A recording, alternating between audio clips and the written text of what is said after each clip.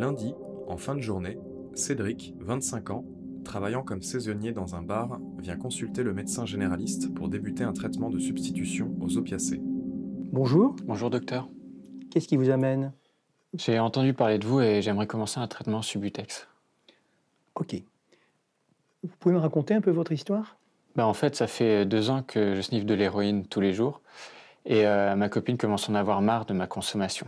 Et en plus, on a des problèmes d'argent, donc j'aimerais vraiment arrêter tout ça. D'accord. L'instauration du traitement par buprenorphine implique un ou des entretiens permettant au médecin d'évaluer les attentes du patient, d'évaluer ses objectifs et ses motivations, d'explorer les conduites addictives, que ce soit ses consommations actuelles et les modes de consommation, notamment voies d'administration, contexte, d'échanger à propos de l'historique des consommations et les tentatives de traitement, de relever les traitements associés, de rechercher les comorbidités somatiques, en particulier hépatiques, les antécédents psychopathologiques et les comorbidités psychiatriques, ainsi que de faire un point sur la situation sociale du patient, notamment l'accès aux soins, la couverture sociale, les conditions de vie et le logement. Pour résumer, je vois que vous êtes en grande difficulté, que votre ami commence à en avoir assez et que vous avez beaucoup de mal à sortir de cette situation seul. Ce que je vous propose, c'est donc une prise en charge de cette dépendance, tout en sachant que cet accompagnement sera de longue durée et que nous serons amenés à nous revoir très souvent pour faire le point sur votre situation et voir s'il y avait besoin de changer éventuellement le traitement. Mais moi, ce que je veux, c'est arrêter assez rapidement, justement. Vous avez déjà pris du Subutex? Non, jamais, j'ai juste un ami qui m'en a parlé. D'accord. Donc en fait, si vous voulez, le Subutex, ce n'est pas un traitement miracle. C'est un très bon médicament, mais il ne peut suffire à lui-même. Ce que je vous propose, c'est une écoute et également une aide pour vous aider à améliorer votre bien-être et à diminuer votre envie de consommer. Mais cela, ça ne peut pas se faire uniquement tout seul, vous tout seul. On a besoin de travailler en équipe, et cette équipe, elle est au minimum composée de vous, le pharmacien et moi-même. Et en cas de besoin, d'une équipe en structure spécialisée, dont je vous donnerai les coordonnées tout à l'heure. Mais il n'y a pas de problème, docteur, hein, je vais gérer. Et vous pouvez me la faire, l'ordonnance? Alors au préalable, il faut qu'on choisisse ensemble un pharmacien qui sera référent de votre traitement Subutex. Avez-vous un pharmacien à me proposer? Non, pas spécialement. Bon, donc je vais vous en fournir un. Ensuite, nous aurons besoin de... Je vous remettrai une ordonnance pour un bilan biologique et sérologique.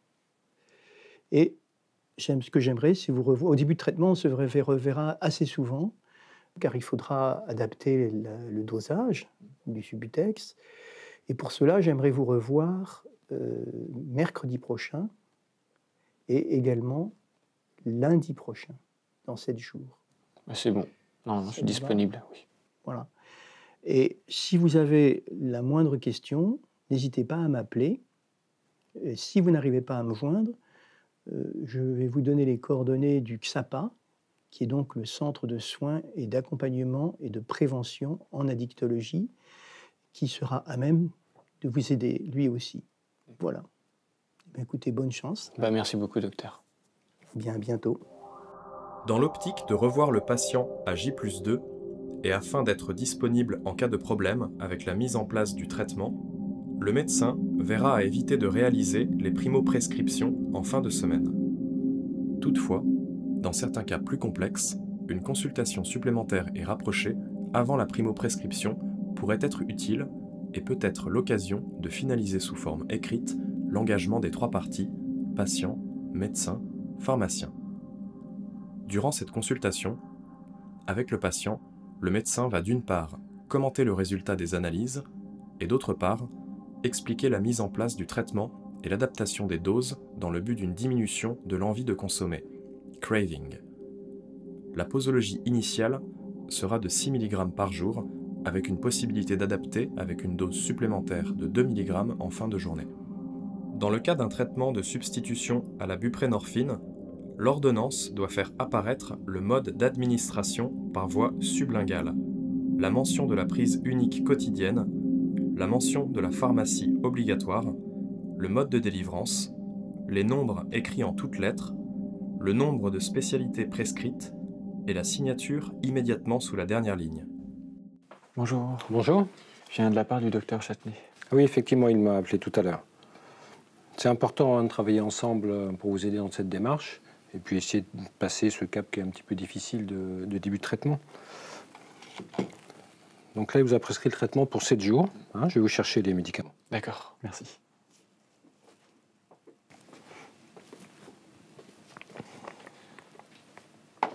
Est-ce que vous prenez d'autres médicaments?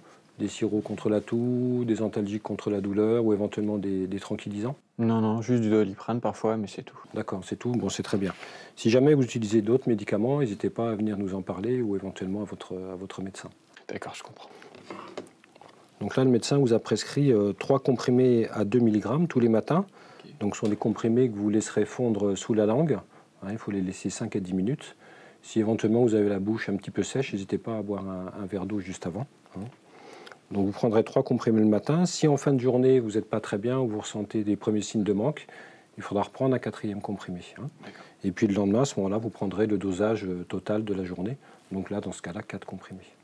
D'accord, je comprends. De toute façon, vous reverrez assez rapidement votre médecin qui fera le point avec vous sur le dosage en fonction de votre état. Et s'il y a quoi que ce soit, n'hésitez pas à revenir nous voir dès demain. Ok.